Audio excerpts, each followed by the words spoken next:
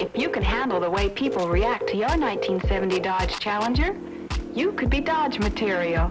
All right, when you think of Detroit muscle, it's hard not to imagine big fat V8s and mega loud and farty pops and all that just sort of great sound, right? It was Detroit that gave us things like the 8.4 liter V10 via the Dodge Viper, and yes, you heard me right, 8.4 liters. Now, the engineers over in Germany surely look at this as crude and inefficient, especially when you look at the whole horsepower per liter of displacement thing. And hey, look, they're probably right, but again, that just totally misses the point. What's up, Motorheads, and welcome back to Gearbox Pizza. Today, we're taking a look at the future of Detroit muscle because there's been some very interesting developments and news coming out of none other than Dodge.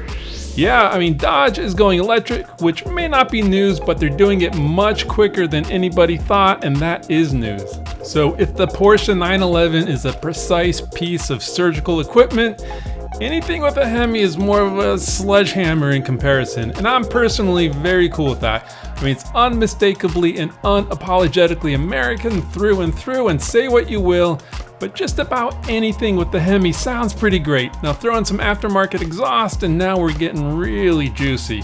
But what happens to these things when we go full electric and relatively silent? Alright, I would have bet my next paycheck that Dodge would be holding on to the internal combustion engine with both hands, dragging their feet into the future and whining the whole way, but hey, I'm glad I didn't make any such wager. So the general consensus was that the Charger and Challenger would be gas-powered well into the late 2020s. And that's where some Dodge rep may have accidentally put his foot in his mouth. Now, I wonder how much trouble this rep may be in, or I don't know, maybe this wasn't exactly a leak, not sure.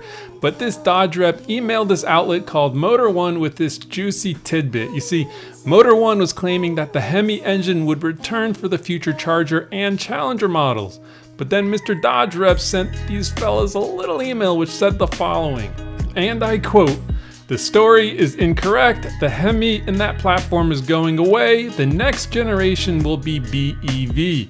So there it is. The next gen Charger and Challenger are due in 2 years and will seemingly be all electric with no option of a gas engine. Now, Dodge has been teasing a two-door electric muscle car for quite some time now, but most of us figured this would be some other brand new platform or vehicle to go alongside the gas muscle cars. In reality, it looks like Dodge is going all in electric, and in only 2 years from now. I mean, that's a pretty brave move, and Dodge, I respect it. So this is probably just the beginning, as more detailed info is likely to follow soon. It's expected that Dodge will end up previewing the concept versions of the next generation Challenger and Charger as soon as later this month. Along with these, it's also likely that we'll see an update to the Ram 1500 EV and perhaps even a Hornet plug-in hybrid crossover sort of thing, which might be interesting. I mean, I've always loved the Hornet name, but man, I just hope it turns out to be cool.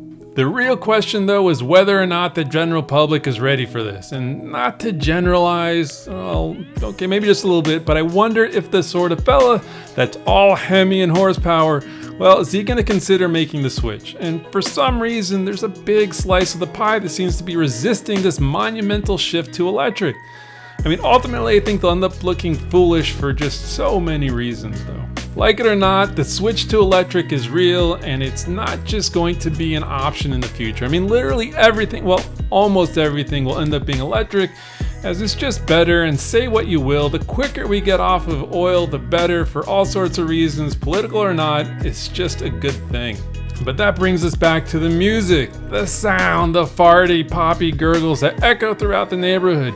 Will the next generation understand what a cold start is? I mean, probably not, and that is a shame, but there's always some casualties when it comes to progress, and if we have to give up the sweet, sweet melodies that emanate from a modern or even classic big block motor, well, so be it, I suppose. And we'll keep our eyes and ears open for any updates we can share with you motorheads, and look, I just really hate for you guys to miss out, so hey, why not toss a sub our way? Super appreciate it big time. Anyway, sort of a quick one today, but we'll be back soon with some more goodies.